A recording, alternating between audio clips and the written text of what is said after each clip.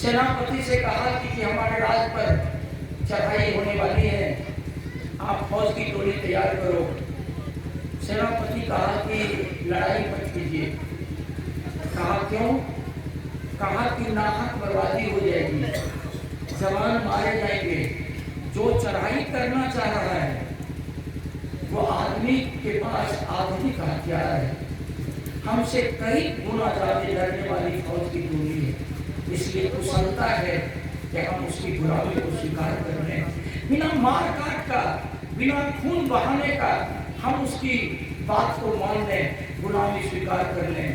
कहा कि तुम कायर निकला, सेनापति तुम कायर निकला। कहा कि मालिक मैं उचित सलाह दे रहा हूं, लड़ाई करने से अच्छा उसकी हुकूमत को मान लीजिए।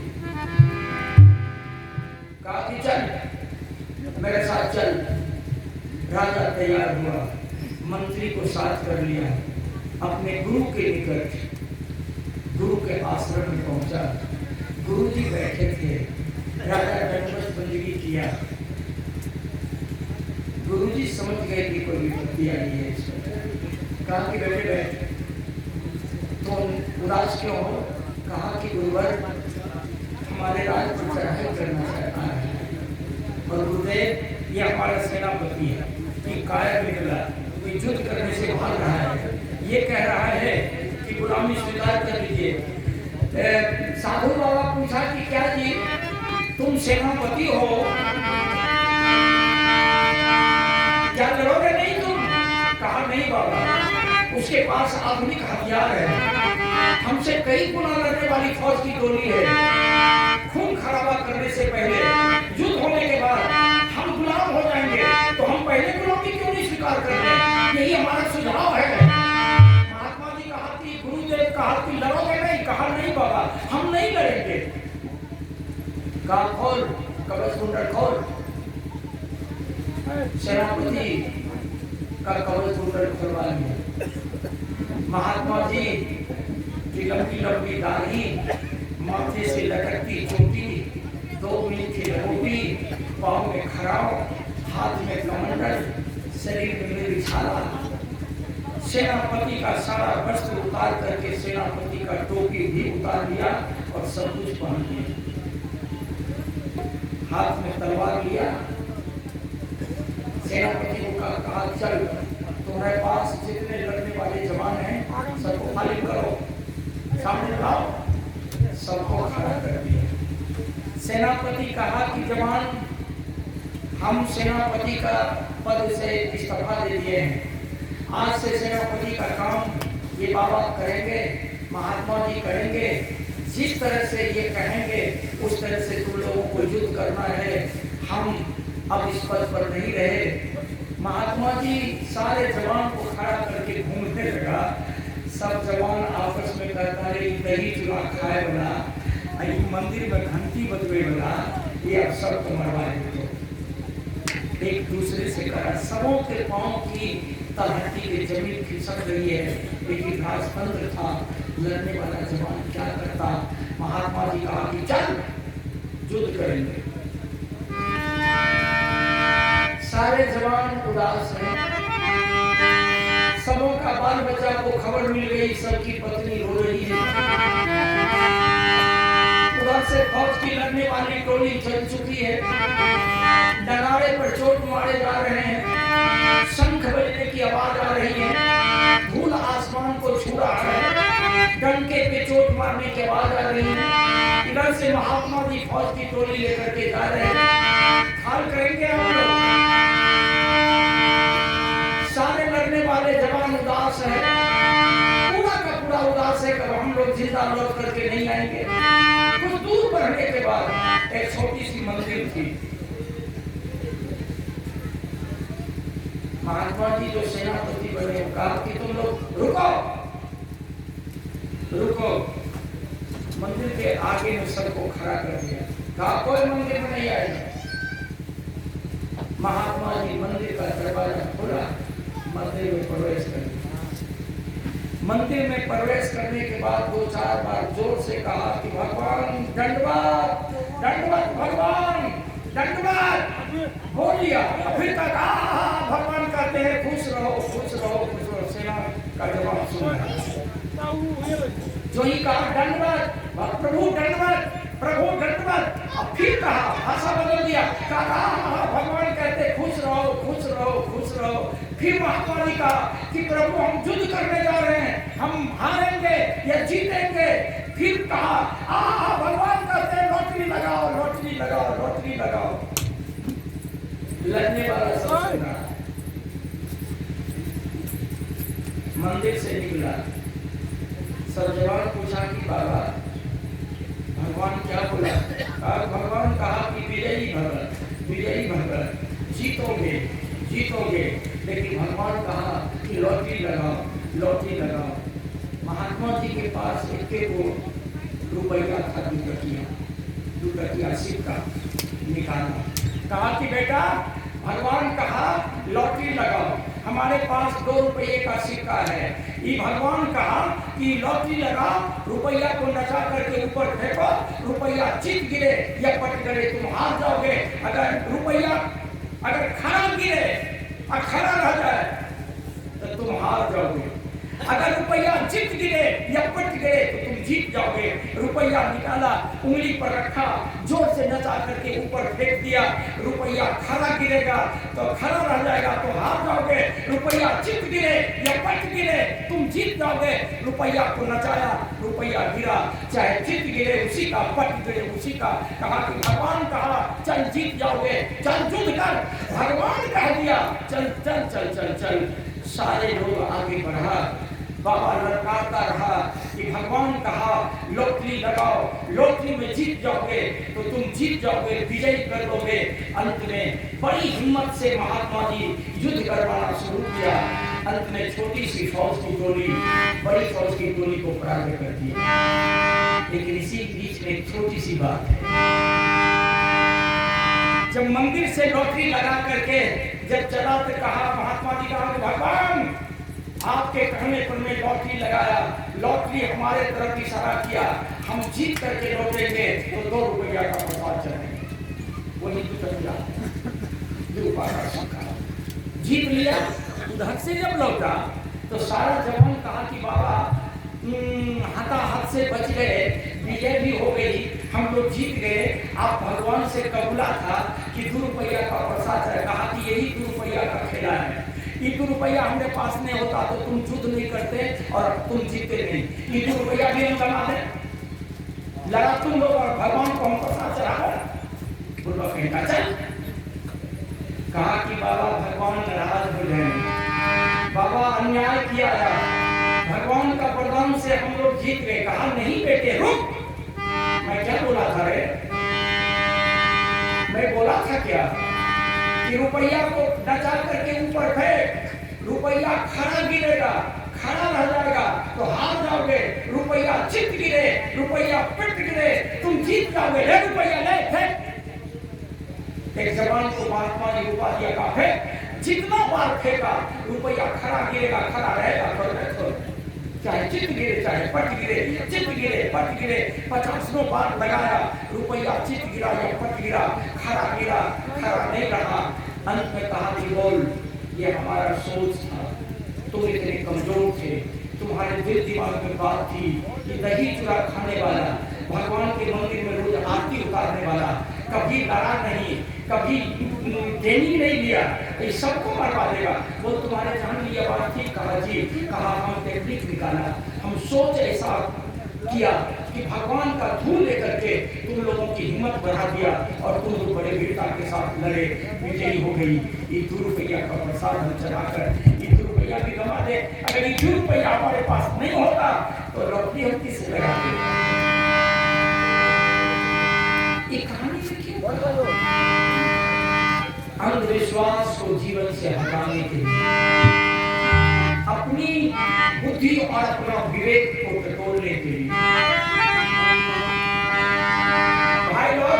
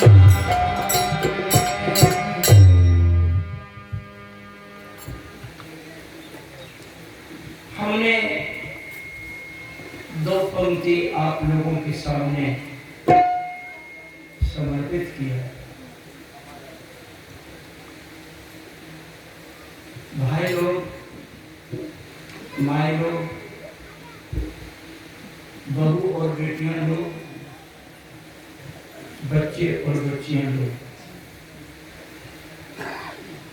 हमने रात में बोला था कि कीर्तन दूसरे की हुई कीर्ति को गाना, उसे कीर्तन कहते हैं। मैंने दूसरे की हुई कीर्ति को गाते गाते अपनी जिंदगी गंवा दी है। कीर्तन आप लोग सुनने बैठे हैं। राम कहे जगत गति पावे, खान कहे मुख मीठा।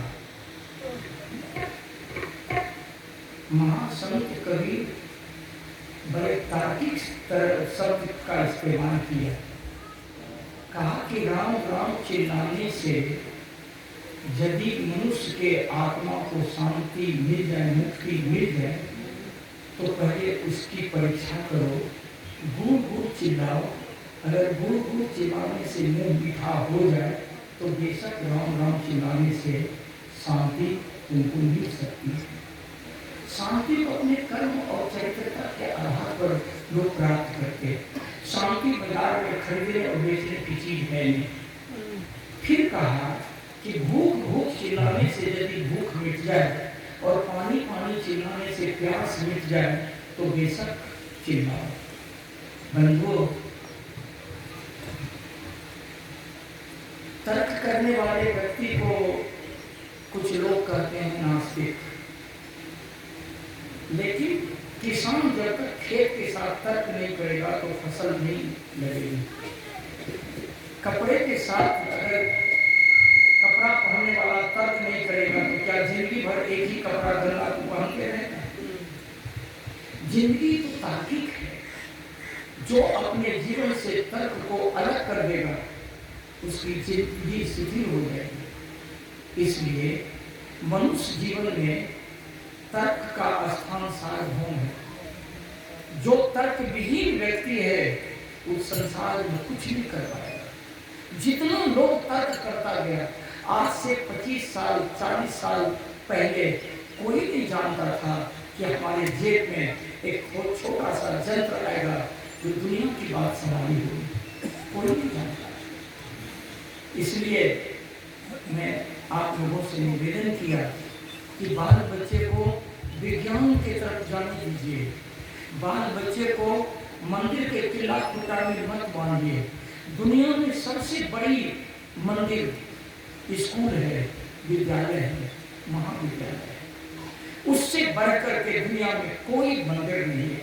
लेकिन पूजा करने वाली मंदिर, देवी और देवताओं का मंदिर, भगवान का मंदिर, विश्वकर्मा का मंदिर, राम कृष्ण का मंदिर, पार्वती शंकर का मंदिर और राधा कृष्ण का मंदिर, बलदेव जी का, मतलब जिस समय देश आजाद हुआ था भारत, उस समय 34 करोड़ यहाँ जनसंख्या थी लोगों की और 33 करोड़ भारत में देवी और देवता थे। अब अंदाज कर लीजिए कि एक आदमी पर क्या को देवी देवता ऐसा फर्क। और वो भारत वहां था 100 में 70% आदमी का हर गांव में चूल्हा नहीं जलता था। आज वो भारत यहाँ है। इसलिए मैं आप लोगों से निवेदन कर रहा हूँ, मंदिर जाइए। मैं रोकने वाला कौन? पूजा भी कर लीजिए, लेकिन पूजा का मतलब होता है अपने को जानना। मंदिर जाइए, फूल तोड़कर मंदिर के मूर्ति के पांव पर चढ़ाते हैं। फूल में जान है, फूल में जान है। बजरंगबली की मूर्ति में कोई जान नहीं। आपके गांव का कारीगर सीमेंट बालू छौर गिट्टी से बनाया, उस निर्जीव के ऊपर फूल तोड़ करके, फूल की हत्या करके आप पूजा करना चाहते हैं। फूल जिस समय तोड़ते हैं, फूल की आवाज कभी आप सुना? फूल की आत्मकथा को पढ़ने की कोशिश किया? फूल कहता है कि हे मानव, तुम मुझे गर्दन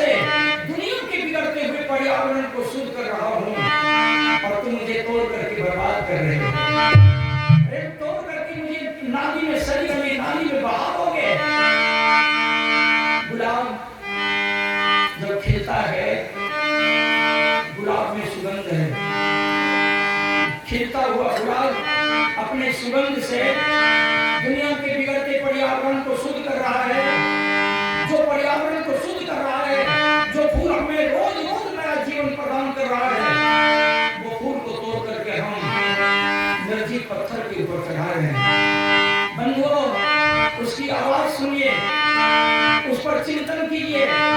गुलाब जब खिलता है, गुलाब मुस्कुराता है, गुलाब हंसता है, गुलाब महकता है, गुलाब अपने जीवन का सुगंध से मनुष्य को नया नया जीवन प्रदान करता है। लेकिन गुलाब के पेड़ काटे हैं। जरा पलट के देखिए, कपास का फूल में कोई सुगंध नहीं है तो कपास का फूल में वृक्ष में काटा ही नहीं है। गुलाब अपने सुगंध से दुनिया के बिगड़ते हालात को सुधार रहा है।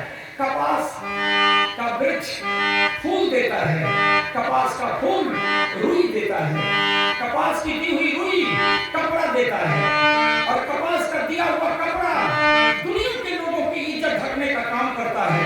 और हम मनुष्य होकर के न जाने कितने लोगों की इज्जत लूट लिया। कहां है? लौटिए, लौटिए, लगाइए जुगती, पहचानिए अपने आप को। गांव के पश्चिम दिशा में आग लग गई, जोरों की हवा बह रही है, पसिया गांव धू धू करके जल रहा है। किला डोरी तोड़ करके जो गाय भैंस बैल भागी भागा, उसकी जान बच गई। कुत्ता पहले गांव छोड़ करके भाग गया, दूध मुही बच्ची को छोड़ करके मां भाग गई, बूढ़ा बाप मां को छोड़ करके बेटा भाग गया। गांव जल रहा है, आपकी लपेटें तेजी से बढ़ रही हैं। झोंपड़ी के दरवाजे पर एक अंधा व्यक्ति बैठा है, लोग भाग रहा है, कह रहा है कि सूरदास भागो, सूरदास भागो, आग निकट में आ गई, भागो। कहा भाग करके कहां जाऊंगा, मर जाऊंगा। जवान बेटा बूढ़ी माँ बाप को छोड़ करके भाग गया, मैं कहां जाऊं, मुझे कोई देखने वाला नहीं है। बगल होकर के 8 अंक का एक टेढ़ा आदमी, लंगड़ा आदमी हाथ पांव पर आग के डर से, जलने के डर से भाग रहा था। वो लंगड़ा चिल्लाकर सूरदास से कहा कि सूरदास कहा है, भागो। गांव का सभी लोग भाग गए, भागो, आग निकट में आ गई, जल जाओगे।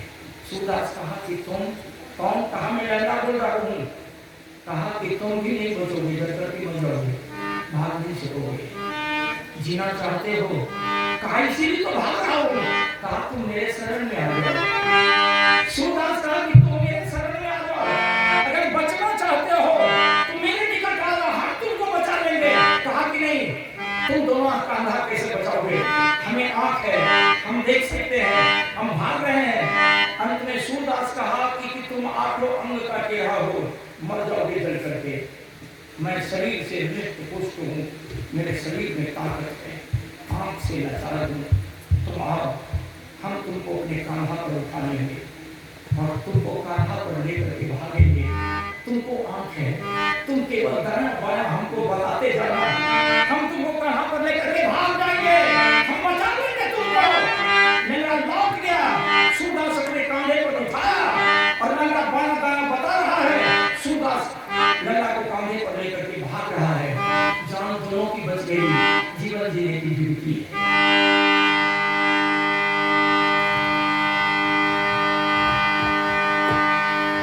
भाई लोग,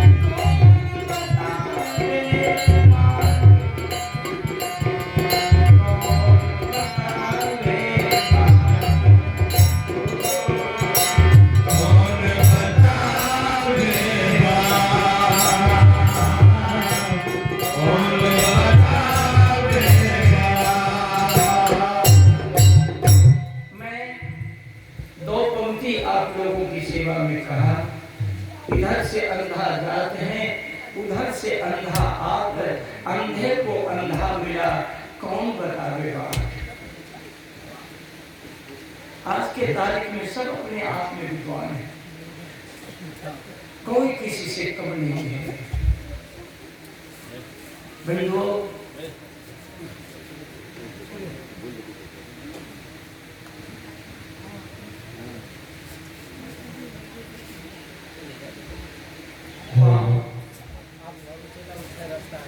में जूता है,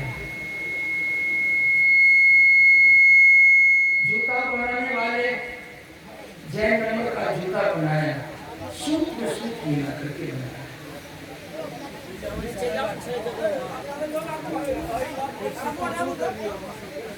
उसी कल्याण पीछे करके जूता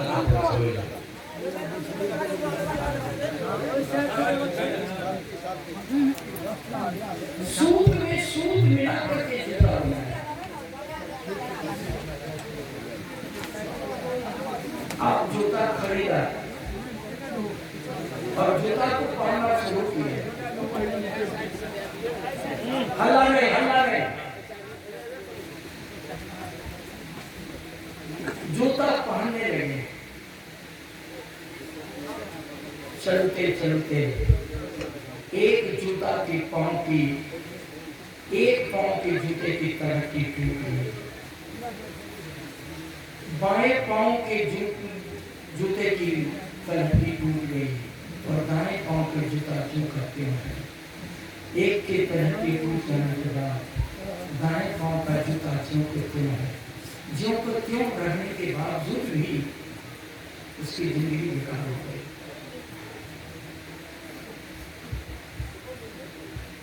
दो हंसों का जोड़ा बिछू गए, गजर भय तो वो छोड़ा ससुराल गए। कुछ दूर जब गए तो देख लगे कि हम गोड़ के एक पांव के जूता टूट गए, उखड़ गए। छोड़ा बुझले के काम हमें केना जेबे नंगे पांव ससुराल, आई जूता का आगे कहीं ठीक करेगा तो मिलते हैं। तो दूर ऐसा है ससुराल चल जाए नंगे पांव और उन्हें से घूरबे तो जूता लेने लिए ठीक कराए। अब हम आडम्बर पर बोल रहे हैं। आज के लोग कैसे ओकरा दिमाग में ले कि जूता के लिए छोड़ देवे तो कुतवा जाएगी, एक लिए एकरा करे छे दोनों के फीता बांध के एगो गाछ के टाइम देके और कलम कागज लेके और कागज में लिख देके इस पांव वृक्ष के ऊपर, इस वृक्ष के डाल में जितने लोग अपने पांव पर जूता लटकाएंगे सबकी मनोती पूरी हो जाएगी।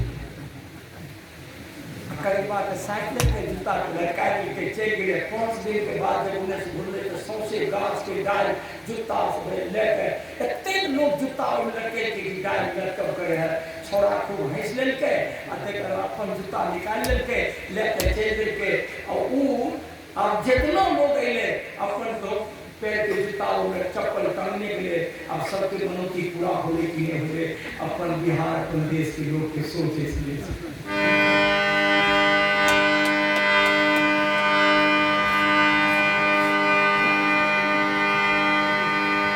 एक के ऊपर एक लगल छे। स्टेशन पर सुबह के समय एक इंसान आदमी हाथ में बैग टांग के कुर्ता, खादी के धोती, अड़की के चादर लेकर, आंख में चश्मा, अब बेग पर टिकट लेकर घूमे रहे। उन्हें से वो छोड़ा आइया छुड़ा दीजिए। कल के हिंदुस्तान लो तो बुधवार कल के हिंदुस्तान बात का है, हिंदुस्तान बेच रहा है। उन्हें से दोसर छोड़ा ले करके आज लो करके आज तो है बुढ़वा कहीं का ही लो कि पेपर बेचो, पेपर लो छोड़ा खेल गरीब बुढ़वा के दिमाग में 5 रुपया वो सिक्का बड़ी पुरान बिल्कुल रद्दी। बुढ़वा मन कर लेते ले देती है लेकिन अच्छा सुन हिंदुस्तान बेचे चाहिए, आज बेचे चाहिए, कल हो कर बेच दी। गली में बैठ ले, खिड़की के बगल में बैठ ले, गली घसकल ले तो बुढ़वा हाथ निकाल लेते कहते पेपर दौड़ के छोड़ा गली के साथ दौड़ लेकर के बाबा पहले रुपया निकालो। तो बुढ़वा सोचे कि गली तो खुल गई तो रद्दी रुपया निकाल के एक हाथ से छोड़ा के देते और छोड़ा दूसरा हाथ से पेपर लेके अगला स्टेशन में जब गाड़ी रुकले तो बुढ़वा गाड़ी से उतरले, आँख धोल के चश्मा लगे के स्टेशन बैठ के जब पेपर देखे छे 2 महीना के पुराना पेपर छोड़ा की कर लगे, छोड़ा तो बुझल के 2 महीना के पुरान पेपर बुढ़वा के दे दिए। छोड़ा दोसर करते रे यार चल चाय पिए तो बुझल के 5 रुपया छे, चाय की दुकान में बैठ ले कल के 1 कप चाय दे 2 भाग करके देता तो 1 कप चाय लेके और 2 कपटी में दे के दोनों बैठ के पी के जय रुपया दे के बुढ़वे वाला दुकानदार के रुपया वो सगला रुपया खराब छो तो छोड़ा ठेक लेके बुढ़वा के बुढ़वा ठेक लेके अपन परिवार अपन गांव समाज ये कंपटीशन में पड़े, ये कंपटीशन में पड़े।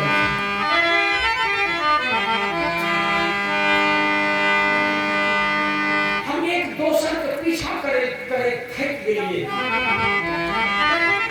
एक दूसरे के साथ कंपटीशन कर रही है। चलो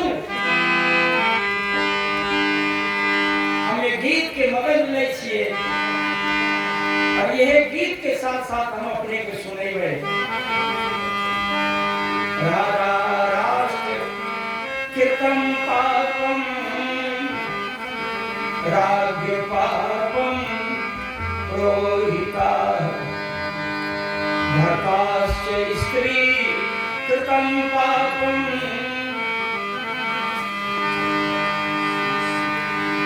शिष्य पापम दुर्वस्था। जिस देश का राजा पापी हो जाए वहां की सारी प्रजा पापी हो जाए,